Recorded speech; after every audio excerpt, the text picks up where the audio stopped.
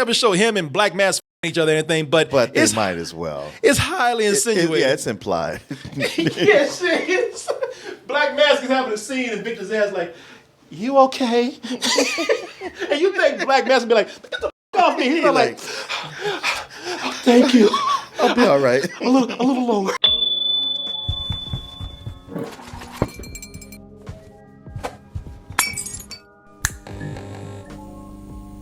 Everyone's complaining. Everyone's complaining about these superhero movies out there. Superhero movies taking all our shit. They're killing cinema. They're destroying art. What happened to the art? Damn you, Superman! What is going on with these superhero movies? It is true that there has been an oversaturation, I believe, of not just comic book movies, but of superheroes. Right. You know, and I get it, man. I get it. But I think the real complaint has come in part because of, you know, these things are doing the same thing. Mm-hmm. You know, it's because nobody's doing anything different. And why is no one doing everything different? Because everybody wants to be Marvel. Everybody was trying to get that formula. Right. Like, it's like the super soldier serum. Yeah, everybody was trying to perfect them ingredients. Everybody wanted a universe. You know, it got really bad when even it wasn't enough for superheroes. Frankenstein and Dracula had to have their universe. But the main one that was out there doing it, and you know who you are, I'm talking about you, DC. And don't blame you. Because, I mean, you know, you do have in the comics sort of a similar model that Marvel does. But goddamn, y'all tried to do it to a T and you rushed it too. I can't tell you how many mornings Marvel just walked down the lawn and saw DC digging through that trash. Get out of here. Get out of here. I'm not going to tell you again. Got it.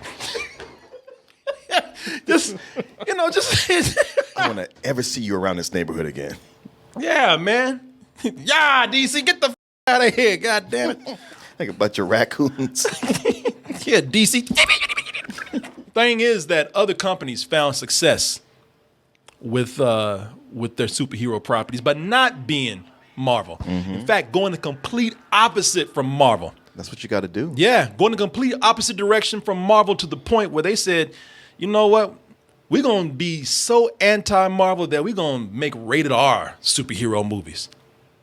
Which DC finally did and discovered much success with the recent Joker. Arthur, I have some bad news for you. That's Marvel laughing at DC. But no, with this movie right here, listen, much success, critical success, financial success. They say that this is the technically highest grossing superhero movie of all time. You know, if you consider how much it was made for and how much it earned. The most profitable. Most profitable. And also, I don't know why that scene makes me laugh every time. I love that. I love that. I love that so much. Why are you chasing them? Yeah, why are you chasing them? You know what they're going to do to you. You just ask the same questions every week. Ask the same questions. There's your answer, bitch. Get a better job. Grown ass man out here spinning signs with big ass shoes on. That's life trying to tell you to get a exactly. Get a job, a real job, out there dressed like a clown. I love my work. Do you? Do you really? It's all about the art. Yeah. But you don't understand. I love what I do. Questions every week. Yeah, you love that motherfucker. Yeah. Man, it took him his feet off the ground. He should levitate. Look at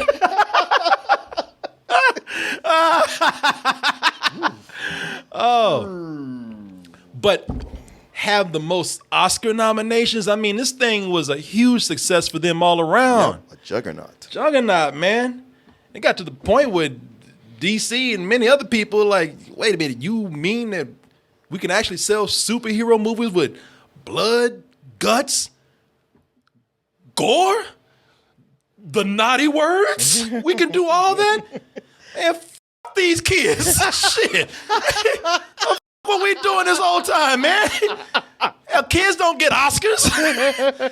Kids don't make billions like this right here getting his ass beat. You know the hell with these little bastards out here, man? Oh, they heard all this before. Yeah. We ain't saving them from nothing. Hell, look at this. Who do you think is beating his ass right now? It's every week. The kids.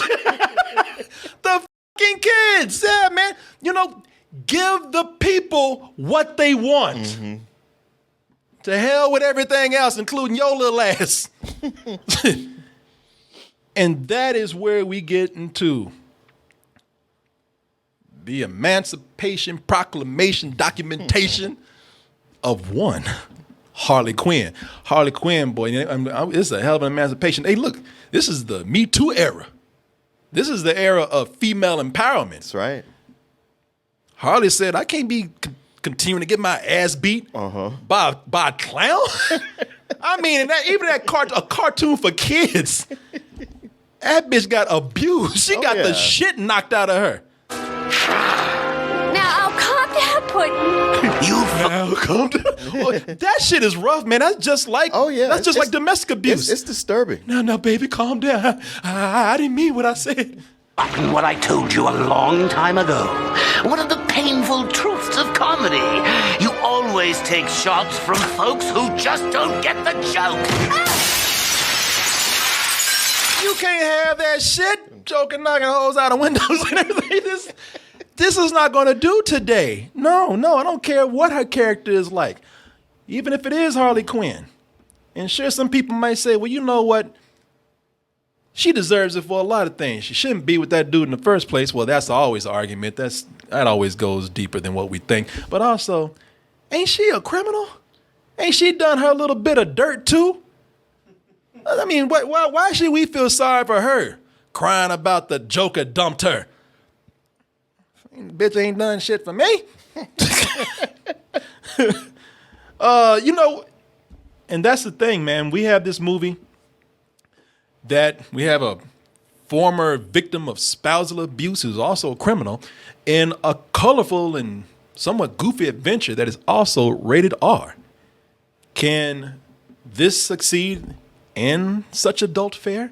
Let's go ahead and take a look at the trailer for Birds of Prey, the Emancipation of One. I'm sorry, the Fantabulous. You don't forget that Fantabulous. Yeah. The Fantabulous. Get it right or don't say it at all. Let me start over there and put some respect on the name, because that's a long-ass name. Birds of Prey, the Fantabulous Emancipation of One Harley Quinn. Woo, that wear your ass out. We'll do that and we'll be right back. I've had many a night like that. Is that a hyena in a bathtub? I named him Bruce after that hunky Wayne guy. Well, somebody likes the movie. Oh, well, she has one fan right there. What about all the rest of you? Listen, I'll tell you this much. Here's the good news. The good news is that for all those people out there who are complaining about the Joker, the Joker's too dark. Joker's too grim. Joker's too serious, man. You know, for people who wanted somewhat of a lighter tone, for the people who want fun. Well, you know what happened with superhero movies, or even supervillain movies used to be fun. Well, the good news is, for all those whining about the Joker, here's DC for you right now, saying, okay, all right, motherfuckers, all right. Damn. Somebody get them some fun. Somebody get them some color. Jesus Christ, try to give you people some art. You lose your fucking minds out there. You know, this right here is definitely the opposite of what Joker was, at least in tone. It is not serious at all. Clearly, it's not the same Joker that's in this universe. No, and it is not related to Joaquin Phoenix Joker. But we already know that if we've seen a certain film that had both Harley Quinn and Joker in there. And here's the thing about it, is that some people still don't know this does all of this while still maintaining is R rating. Mm-hmm. Something that they have been pushing, man. The funny thing with this is that, this is a character that originated in what's considered to be at best, a family animated show. Sure, but although it was prime time, so it was for, I guess it's family. It says WB Family on there with Bugs Bunny chewing a carrot. Right. But it skewed a bit more adult than most. It did, but nothing that's cartoons. listen. They don't ever show anybody getting killed. Ain't no blood around there, And this character is something that was a creation of that animated series that is meant for pretty much kids out there. But somewhere along the way, they have just they have totally embraced this character being a complete rated R property if need be. Yeah,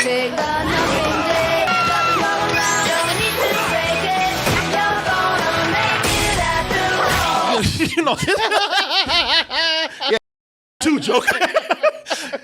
Y'all gotta go rated R because I'm not taking shit from anybody anymore. That's one of the things I love about this. It was really kind of like, when you look at this, it really was kind of like, you know what?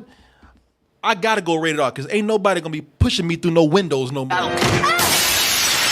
This shit will not happen to me again. Mm-hmm. I'm going off. This whole thing, speaking of her breaking up with the Joker, now, as we were saying, the last time we saw this version of Harley Quinn, she was in Suicide Squad with the Jared Leto Joker. Right. This movie is dealing with her. The whole, the thing that sets everything off, the catalyst of the whole film is that she broke up with the Joker. And I'm gonna tell y'all something. It ain't just her that broke up with the Joker. Warner Brothers broke up with this Joker right here. At least this version. Because they make a reference to the Joker, and this motherfucker this version is not referenced at all. It's funny how many opportunities there are to bring him in for that surprise cameo or just throw an image up there, and they're like, nah. Man, they reference the Joker. And it ain't this one. Yeah, right. They reference the Joker. It ain't this goddamn Cholo Joker, this hood Joker right here. They reference the Joker, and you see the Joker that they reference. He ain't got no tattoos. He ain't damaged. He ain't got no grill. They don't even touch this. You know what? Just forget that even happened. This is the worst Joker that they've ever had, and we will not talk about this ever again. Well, you too. Warner Brothers like, well, let's just not ever mention this again. All right. I like the when I talk about the catalyst, the premise of the movie is really cool though. I think, man. Now, the rest of the movie we'll talk about that in a little while, but the premise is really cool. With the Joker out the way, word gets around to everybody in the hood. Yeah, everybody she has stepped on and slighted and hurt and insulted. Yeah. And it's like, oh, your protection is gone? Yeah. It's listen, it's everybody from people that she robbed to the bitch she punched in the nose. At roller derby. Everybody you just see gangs of people just coming out of nowhere like, talk that shit now. Where your man at? Main one right now who really, and we can't even figure out why, but the main one right now is Black Mask. Roman Sionis, a.k.a. Black Mask, who's played by, what's his name? Ewan McGregor. Ewan McGregor, who came into this saying, you know what, I don't give a shit. I'm here to have fun. Whatever version of he said, all you comic book nerds out there, whatever version of the Black Mask you think you know. I hope it's the one I'm going to do because I ain't changing. Whatever version y'all used to, whatever version y'all like, all that. I don't even know that character. I'm here to have fun and get a check. You know what? He's gay. I know he ain't that in the comic books. This is McGregor's Black Mask. I want to kill you. Whoa, wait. What? Don't kill me. All right. No, seriously. Romy. I know you're going to kill me, but can you get your boy out of my face right now?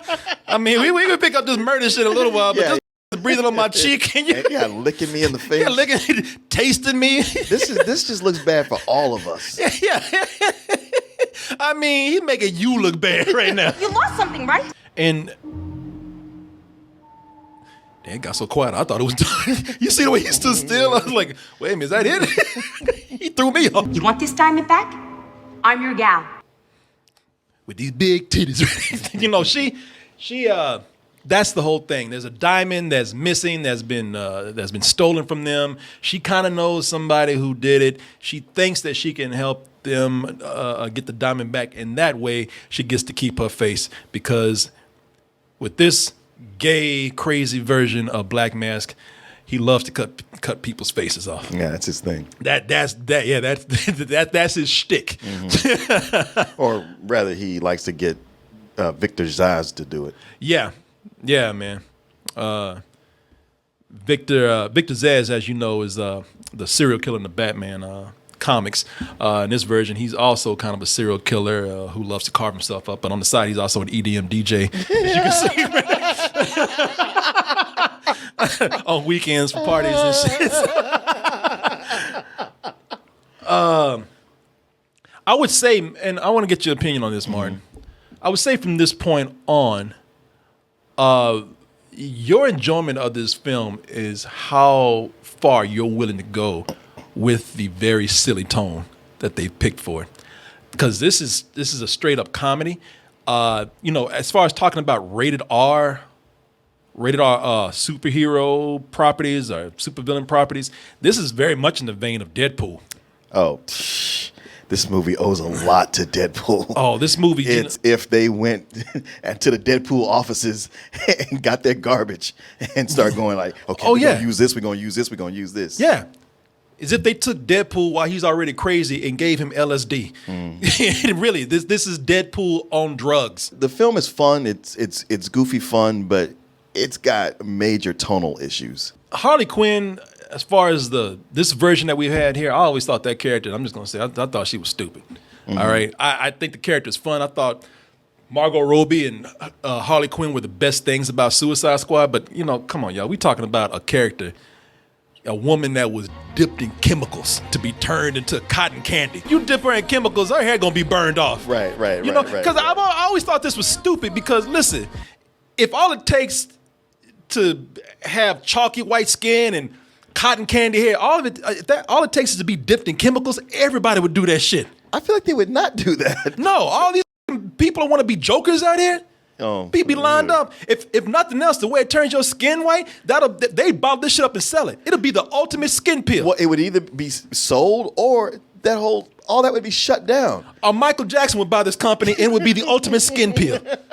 I mean, because clearly it makes you insane as well. I'm just saying, like, oh, this created the Joker? We got to get rid of this stuff. This shit would sell out in China. All those goddamn skin peel products they got. There you got something. You would have Asians in line jumping off of a diving board to get in that shit. It makes no sense to me. It's like, there's no big side effects to this other than I'm a little crazy and, oh, wow, I look like I'm going to a rave. Yeah. I always thought the character was kind of dumb, as far as the origin goes with her, because I always thought that they didn't know what to do with her because she was too tied with the Joker. Mm-hmm. And that's the thing. I hear what you're saying with the tone here, man. It's because even though it's very goofy, even though it's very, it's very silly, it maintains that that R rating. Yeah. And when and the thing is that sometimes that R rating is hard to. Yeah, I can see how some people can see how it's hard to kind of do that tone with the kind of extreme violence and all the language that you have right here. Well, Deadpool did it. It's not unheard of. Yeah, I'm just saying that there are moments here. Unlike Deadpool, which is, he's just a smart ass and it's silliness with some edge to it. Mm-hmm. That's the difference. You have Deadpool, who's silly and yet edgy, but then you have Harley Quinn with this movie, who is just downright goofy. Yeah. And when I say that this movie, because even though it's rated R, it is very goofy. When I say goofy, I'm talking about Batman and Robin goofy. Now, I ain't even talking about that Batman and Robin. Boy, George Clooney, that's when he thought this shit was going to be a hit. Look at it. I'm going to be Batman for 5 movies. Look at that swagger right there. Look at these nipples right here. Yeah, he was trying to launch his leading man career. He didn't know. He really was. Yeah, they thought this was they thought it was going to be such a hit that nipples got hard and poked through the costume. Isn't it funny how on paper George Clooney would make a good Batman? But on film, no. Yeah. But I ain't even talking about that Batman and Robin. I'm talking about that 60s Batman and Robin. Damn, you been rocking them green shorts. Shit, don't tell me Batman didn't hit that shit. You know he was tagging that little green ass right there. Look at him. He got his hand on his ass right now. But it was there are scenes in here that are reminiscent of 60s TV show Batman. There's a fight scene in here that is straight out of the 60s Batman.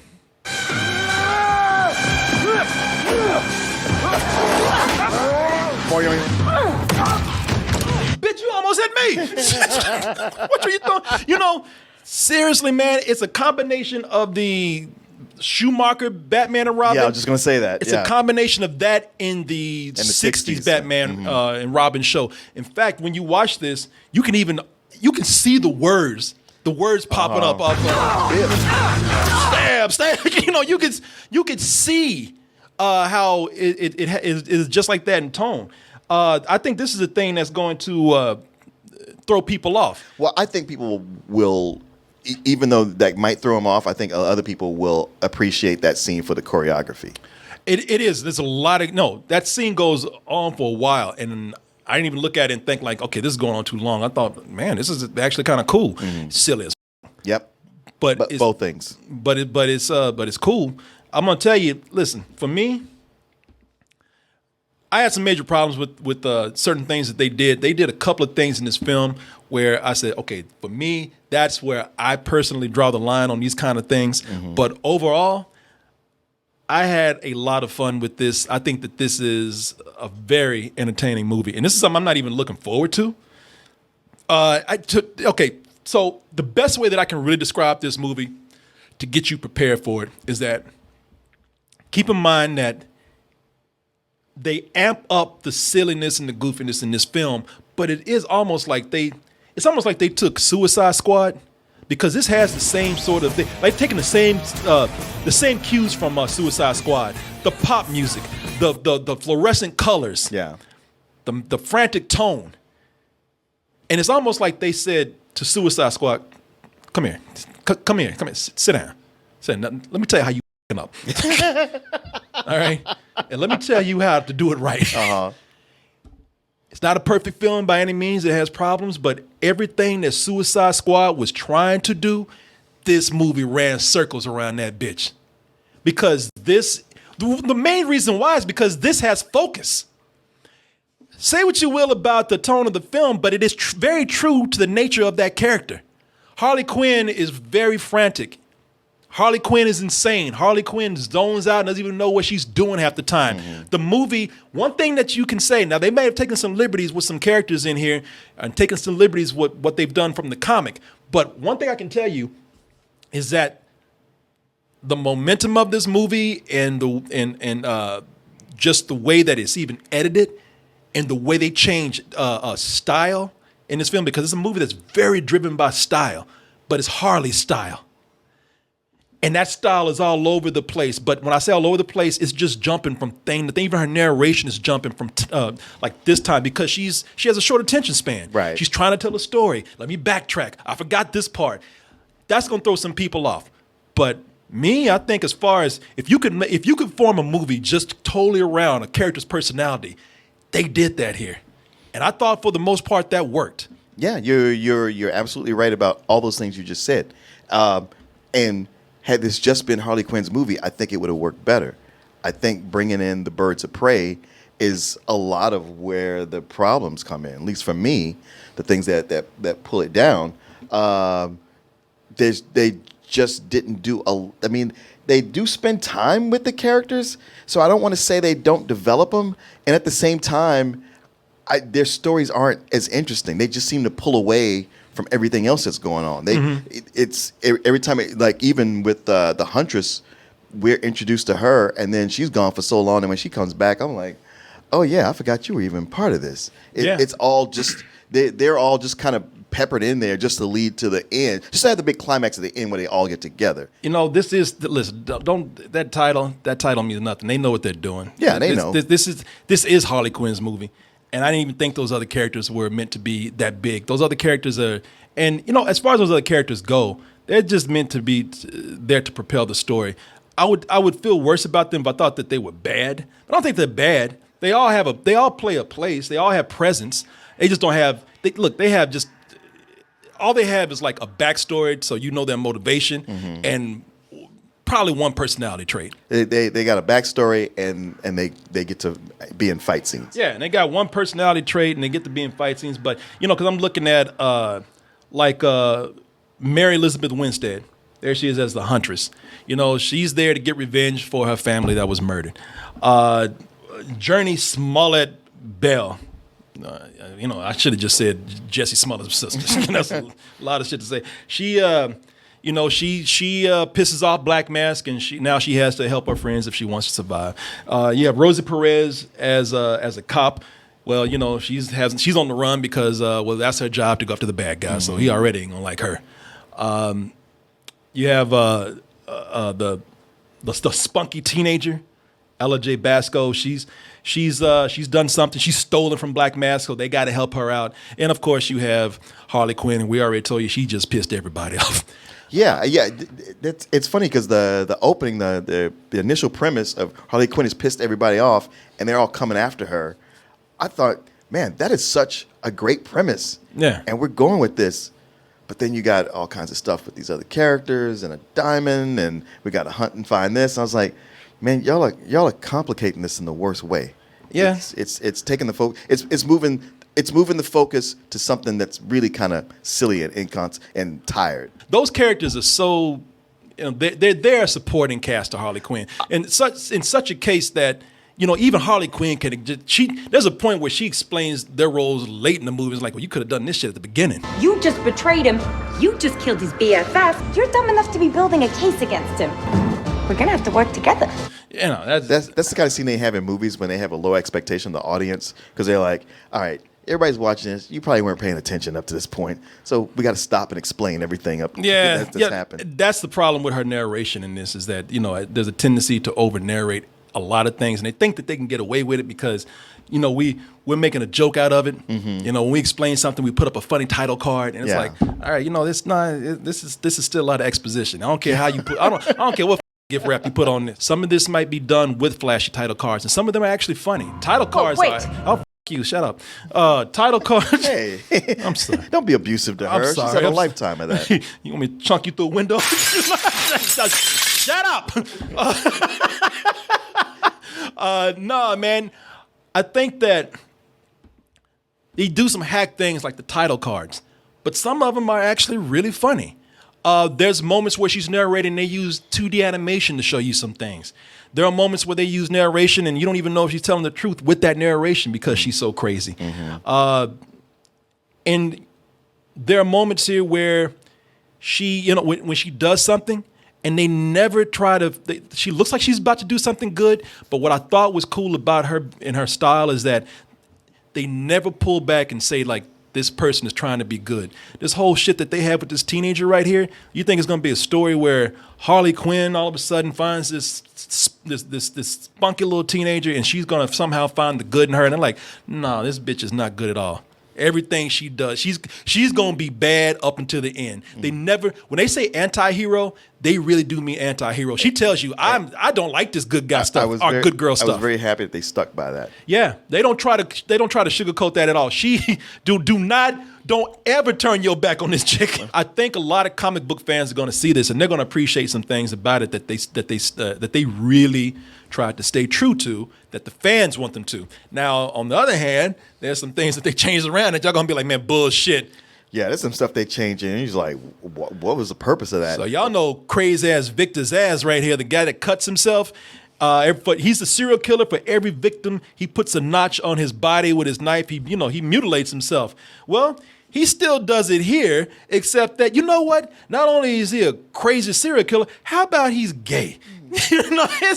Now they never show him and Black Mask each other or anything, but they might as well. It's highly insinuated. It's implied. Yes, it is. Black Mask is having a scene and Victor's ass like, you okay? And you think Black Mask would be like, get the f off me. He's like, thank you. I'll be all right. A little lower. It's like me and Carlos. Yes. Yeah, it's just like me and Carlos. Yeah, man. But I do think that Chris, what's his name? Messina. Yeah. I He was unrecognizable. Yes, he is. It took me a while to figure out that was him. What they did with the two of them, I thought, okay, it's kind of a lateral move. I mean, Black Mask has been shown to be kind of funny, and as you do what you will. I've seen other interpretations, but it's when you got to characters like Black Canary or especially Cassandra Cain, where I was kind of like, I don't even know why you even named. You should just made up new characters or different names. Yeah, or this is a movie that, even though it looks like it's tied to Suicide Squad, it's meant to stand on its own. Yeah. I did not mind. The performance was good enough, except for being over the top just a little bit. I did not mind the Victor's ass version they had here. We see these characters change all the time. They change colors and whatnot, so that doesn't bother me. Right. As long as it's not, they're messing up major canon. Yeah. That's fine. And he was cool. He's very slimy and very intimidating at certain times when he's not overacting. Right. When he's not meow, all that kind of shit. Settle your ass down. Will McGregor, I said, man, he's having a great time. He's having a good time. I think he's a major part of what makes this film fun. Especially the longer it went on. Yep. The more he was like, he's kind of coming to his own in this character. Yeah, he's a lot of fun. If you were trying to tie this into a bigger universe or canon, or you're trying to tie it to the comics, you might be disappointed. If you're willing to let this be a standalone version, all on its own, then I think that there's a lot that you can let go. There's a lot of disjointed things, and I'm gonna tell you my biggest complaint with this. There's some things that now I just like, man, this is just a personal thing for me, and I can't forgive it, just for my own reasons. I do not like. I hate this, y'all. When you walk into a room full of people and then everybody starts fighting. Oh, I'm sorry. No, not everybody starts fighting. One person starts fighting and everybody just stands on the side just doing this shit. Oh, yeah. She walks into a room full of thugs and and all of them, yeah, Harley, what's up, bitch? Now what you gonna do? Yeah, we got you now. They're like, well, y'all could have if y'all dogpile her ass. Oh, yeah. No. When the henchmen are polite and go, okay, you're next. Yeah. All right, now you. All right, my turn. Is it my turn? All right. Yeah. It's almost like they got a number. They waiting to go. I can't stand that. Like, do something. When she fights individuals one by one and they just got the other guys on the side. Stop boxing air and go in there and whoop her ass. Right. And what's even worse is that she walks into a room full of people with guns. She walks to a room full of people with guns and pulls out her guns and they don't blast this chick. People with guns on them. They just stand back. Oh, that's crazy. Out of here with that, man. Yeah, it's like as if two guys were to say, "Hey, you want to just jump her, me and you?" Oh, that wouldn't be sporting. Yeah, no. No. That's not how we do it in Black Mask. No. Oh, well, that wouldn't be right to do that to a lady. Yeah. We're gentlemen here. One at a time. What do you think this is, a gangbang? Again, like I say, I have my tropes that I hate, and that's one of them. Sure. No, that bothers me too. And something I have found with maybe it's just a personal prejudice with DC movies, but versus the Marvel movies is that the Marvel movies, even the ones by Fox, they all take place in what is basically our real world. Usually New York, but somewhere. Even when they're in space, they feel like they're part of this universe. But DC, it's always Gotham City or Metropolis. And there's just something about the way they decorate most of it is so soundstagey that it keeps me from feeling grounded, like there's real stakes. Now, this movie does have some scenes with them in the neighborhood, but then there's so many others where it's someplace where I'm like, all right, is all of half of Gotham City abandoned carnivals and chemical factories? Yeah, I mean, I let that go because that's part of what they do in these books. I get it. That's part of their lore. I mean, because at least Joker and Shazam, because Shazam was in Philadelphia. Yeah, those are two exceptions, but so many of the others just don't feel like they're real. The there are some things I didn't mind, which were very stagey and were sets, and then they used cities very well. I thought the only part that I could tell, I said, this looks fake as is when they went to that goddamn carnival. Yeah. And started fighting. I was like, all right, man, this is one. Yeah, it was like the banana splits. Yeah. Everybody's been playing tra la la la la la la. Yeah, it's like this whole thing is made out of paper mache. Mm-hmm. You know, if the villains want to defeat them, just come in with some water guns. Yeah, like, where is this? Where is this in Gotham City where the lights are on and everything works? Well, first of all, when they went there, they went to the abandoned. Yes. the abandoned theme park that all of a sudden just had power somewhere. Somebody plugged something in and it just had power. You know, like I said, the movie for me, when we talk about an even tone, it's when you start to take comic book liberties too much. You know, it's like you give me a real world feeling in some part, and then you just go cartoonish with it. Yeah. Like this part right here did not match some of the real city parts that we had. It really didn't. I'm like, God damn. And, you know, I like the way like all of a sudden somebody plugged a wire in, and not only the lights come on, but all the dust came off everything. the cobwebs disappeared. You know, the stains on everything just were gone. You know, just all of a sudden clean. That is something I just it's hard for me to get with. But you know, overall though, as I said, your highlight, the thing you're going to follow, the character you're going to be sticking with, and the character that's going to give you the most entertainment is Harley Quinn. And Margot Robbie does a great job at Harley Quinn, man. She's the one that kind of she pushed Warner Brothers to make this. She realized, smart woman, man. She realized that, look, I don't want to, brag on myself, but that was the best thing of Suicide Squad. Well, I mean, that's what everybody said coming out of it. You look at her, just even her look, you go like, oh, boom, that's it right there. Just the style of this, man, the art direction of it, I enjoyed very much. See, DC, you finally got it. Do your thing. And this is something where they really did embrace this.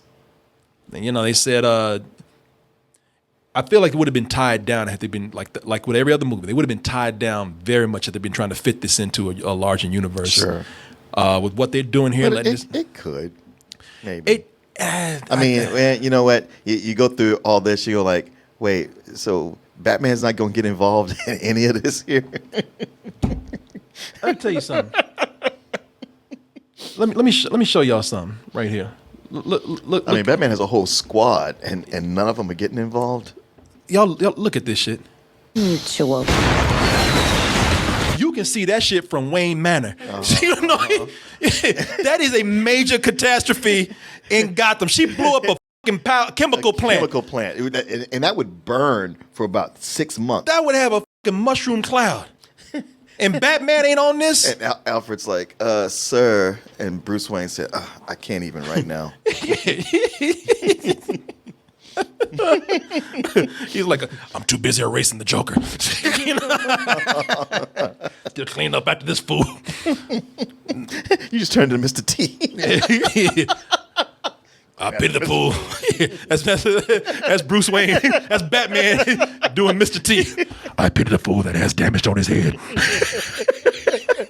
Everything that they did, like from the art direction to the editing to the story to that character, they did it right. I give this probably like a low matinee.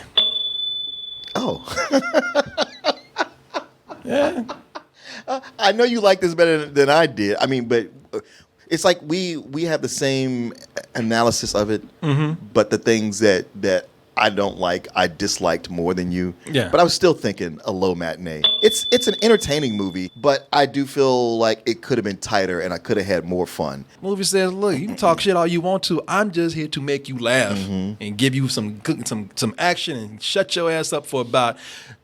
I'm here to shut your ass up for about an hour and 24 minutes and have you quit complaining about the Joker. Is that all it was? An hour and 24 minutes? No, it was an hour and 42 minutes. I'm sorry, I got to head it backwards. I was going to say, that was short. Yeah. No, I'm here just to have a good time. It did not stick around long enough to wear out its welcome. I can definitely say that about it. Here to make all these people complain about the Joker. Shut the up. That's all. Shut up. Sit down and watch Harley Quinn. Look at the colors. Woo. Shut the up. And if you get right down to it, you talked about WB. This is way better than that Birds of Prey show that they had on WB. Because everything is better than that. The battle for the very heart of the city was waged between Look at this Batman. old mentally challenged ass Batman. You see, Just twirling around. Look at this. Hey, Batman, you gonna fight some crime or you just do a fashion show? No, I'm just gonna die. Did you see this? Look at this. Look at this shit. I'm Batman. Yeah. I'm fabulous. It's so silly ass. Boy, if you don't stop twirling and punch somebody, I just want to die. You son of a bitch. They let them borrow the suit for one scene. I'm fabulous. Yes. I can be me. Every night you up on your roof twirling around. Not doing no crime or anything. Baby, get down. No. I was not. I am the knight.